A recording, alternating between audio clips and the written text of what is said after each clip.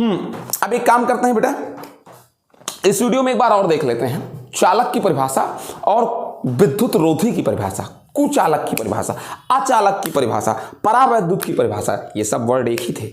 ठीक है, चालक को देखते हैं, कंडक्टर को इंग्लिश में इसको बोलते हैं, ठीक, और कुचालक को देखते हैं। बहुत लोग कुचालक को अचालक भी कहते हैं, बहुत लोग अचालक को विद्युत रोधी भी कहते हैं, बहुत लोग विद्युत रोधी को परावैद्युत भी कहते हैं। और एक काम करिए, आप इसको इंग्लिश में एक वर्ड कह दीजिए, इंसुलेटर कह दीजिए। डाई इलेक्ट्रिक इंसुलेटर मतलब क्या हो गया बेटा? इंसुलेटर मतलब विद्युत रोधी, ठीक है ना। वैसे हर वर्ड का मतलब अलग अलग होता है। डाई इलेक्ट्रिक का मतलब परावैद्युत, ठीक है ना।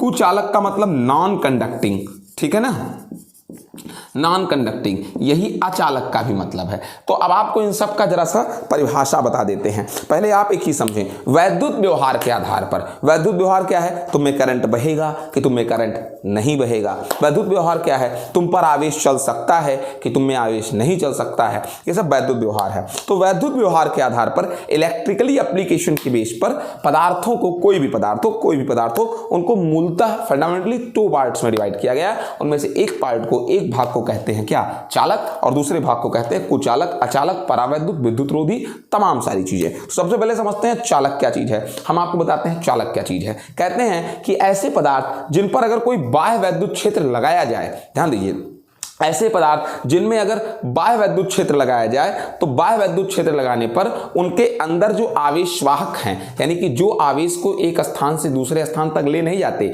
जिनके ऊपर आवेश स्थिर होता है, ठीक है ना, विद्युत क्षेत्र लगाने पर अगर वो गतिमान हो जाते हैं तो हम कहते हैं कि वो पदार्थ चालक है। जैसे मेरी बात को समझिए, जैसे अगर कोई ये पदार्थ है और इसके अंदर वो लोग जो अपने ऊपर आवेश को धारण किए हुए हैं, जैसे इलेक्ट्रॉन, ठीक है ना, जैसे Na क्या प्लस, जैसे Cl क्या माइनस, ऐसे लोग जो अपने ऊपर आवेश धारण किए हुए हैं, अगर पदार्थों के बाहर वैद्युत क्षेत्र लगाने पर प्लस और क्या बेटा यहां पर माइनस, अगर पदार्थों को वैद्युत क्षेत्र में रखने पर ये जो इलेक्ट्रॉन है, अब आप ही देखिए, माइनस इस माइनस को रिपल करेगा, प्लस इस माइनस को अट्रैक्ट करेगा। अगर ये अब क्या हुआ, माइनस माइनस को रिपल कर रहा है, प्लस माइनस को अट्रैक्ट कर रहा है, तो इन पर एक फोर्स लगा, तो ये क्या करने लगे? गति करने लगे। और जब ये क्या करने लगे? गति करने लगे। तो अगर ये गति करने लगे तभी इनको क्या कहेंगे? चालक कहेंगे। यानी बात क्या निकल कर आई कि ऐसे पदार्थ जिनके अंदर गति आवेश हो, जिनके अंदर क्या हो? आवेश हो, लेकिन विद्युत क्षेत्र लगाने पर वो चलने लगे, ठीक है, गतिमान हो जाएं।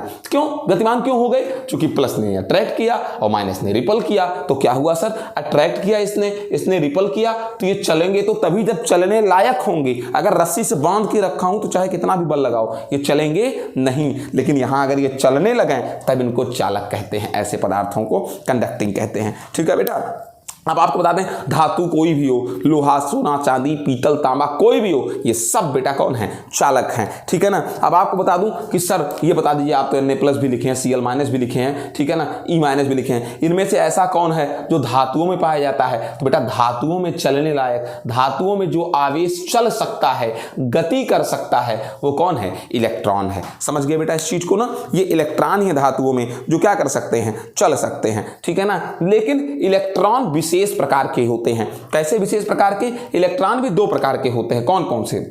एक है बेटा, एक बद्ध इलेक्ट्रॉन है और एक मुक्त इलेक्ट्रॉन है। सर एक बद्ध इलेक्ट्रॉन है और एक मुक्त इलेक्ट्रॉन है? हाँ मैं बताता हूं। जैसे ये धातु है और धातु के अंदर ये परमाणु है, परमाणु में ये नाभिक है और नाभिक के बाहर कई सारी कक्षाएं होती हैं, 1 इलेक्ट्रॉन, 2 इलेक्ट्रॉन, तीसरी कक्षा में 1 इलेक्ट्रॉन। अब ये प्लस और माइनस के बीच आकर्षण है, इस प्लस और माइनस के बीच भी आकर्षण है, इस प्लस और माइनस के बीच भी आकर्षण है। लेकिन जो इलेक्ट्रॉन धातु के परमाणु में सबसे बाहर होता है, सबसे बाहरी कक्षा का, वो धातु के धनावेश से फ्री हो जाता है। इनके और इनके बीच जो आकर्षण था वो कम हो जाता है, टूट जाता है, इलेक्ट्रॉन फ्री हो जाता है। और जब फ्री हो जाता है तो ये धातु के अंदर ही 2 परमाणुओं के बीच के स्थान में क्या करता है? गति करता है। तो इसे मुक्त इलेक्ट्रॉन कहते हैं। और जो इलेक्ट्रॉन धातु के धनावेश के, नाभिक के धनावेश के आकर्षण से मुक्त नहीं होता, जैसे ये जो एकदम करीब है ये नाभिक के, तो ये इलेक्ट्रॉन इनके आकर्षण से मुक्त नहीं होगा।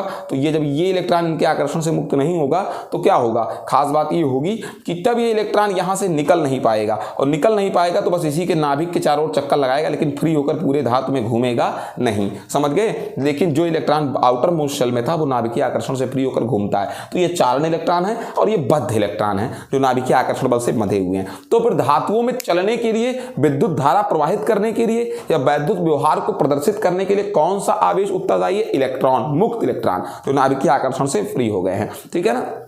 अब देखिए अगली चीज कहते हैं कि धातुओं में जो है जब इलेक्ट्रॉन बाहर निकल जाते हैं तो जो धनायन होते हैं बेटा, धनायन धनायन धनायन, इलेक्ट्रॉन बाहर निकल गए तो परमाणु धनायन बन गए। जैसे मैं सोडियम का मान लो मैं सोडियम का टुकड़ा हूं, मैं सोडियम का टुकड़ा हूं, मेरे अंदर सोडियम के परमाणु हैं। अब मेरे अंदर सोडियम के परमाणु हैं, मेरे अंदर 11 इलेक्ट्रॉन है, तो जो 11वां इलेक्ट्रॉन है सोडियम का, जो सोडियम का कौन सा इलेक्ट्रॉन है, 11वां इलेक्ट्रॉन है, वो क्या करता है, अपने परमाणु यानी सोडियम के परमाणु को छोड़ देता है। अब सोडियम के ऊपर Na क्या बन जाता है, प्लस बन जाता है। तो ये देखिए जैसे Na है, Na में 11 इलेक्ट्रॉन है, इसने एक इलेक्ट्रॉन इसका छोड़ दिया, बाहर निकल गया अपने नाभिक से, मतलब अपने परमाणु से। जैसे Na है, Na की पहली कक्षा में 2 इलेक्ट्रॉन है, ठीक है ना, दूसरी कक्षा में 8 इलेक्ट्रॉन है, Na की तीसरी कक्षा में 1 इलेक्ट्रॉन है। ये 1 इलेक्ट्रॉन जब छोड़ देता है तो Na नहीं रह जाता, Na प्लस बन जाता है, ये धनायन कहलाता है। ये इलेक्ट्रॉन मुक्त इलेक्ट्रॉन हो गया। ये जो 10 इलेक्ट्रॉन अभी बंधे हैं बद्ध इलेक्ट्रॉन है, ठीक है बेटा। तो ये मुक्त इलेक्ट्रॉन यही जो है विद्युत धारा का प्रवाह करता है। लेकिन ये जो धनायन बन गया अब 1 इलेक्ट्रॉन निकलने से Na प्लस, ठीक है ना, ये धनायन क्या रहेगा, जहां पहले बैठा था